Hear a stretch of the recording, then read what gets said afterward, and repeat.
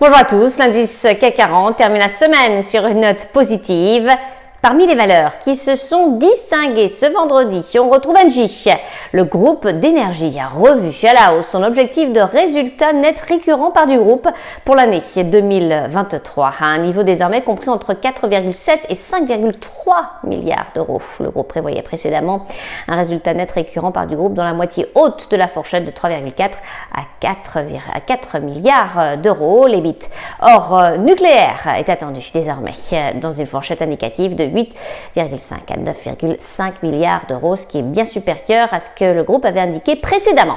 Le reste de l'actualité, Sodexo, un leader mondial des services de qualité de vie, a perdu du terrain après avoir fourni des prévisions pour l'exercice 2023 jugées décevantes.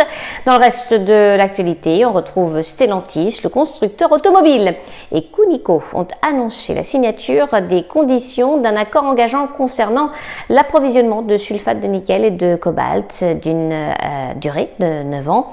Il concernera 35% de la future production issue des projets de prospection norvégiens de Cunico.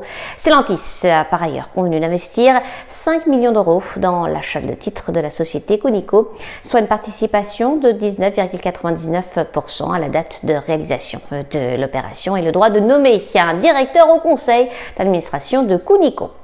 Aperam, le groupe de sidérurgie, a de son côté reculé suite à une dégradation de recommandations de la part d'un analyste. Enfin, Air Liquide, le spécialiste des gaz industriels, a cédé sa participation de 19% dans Hydrogenic Corporation, fournisseur de technologies de production d'hydrogène et de piles à combustible, à Cummins, qui détient les 81% restants de la société.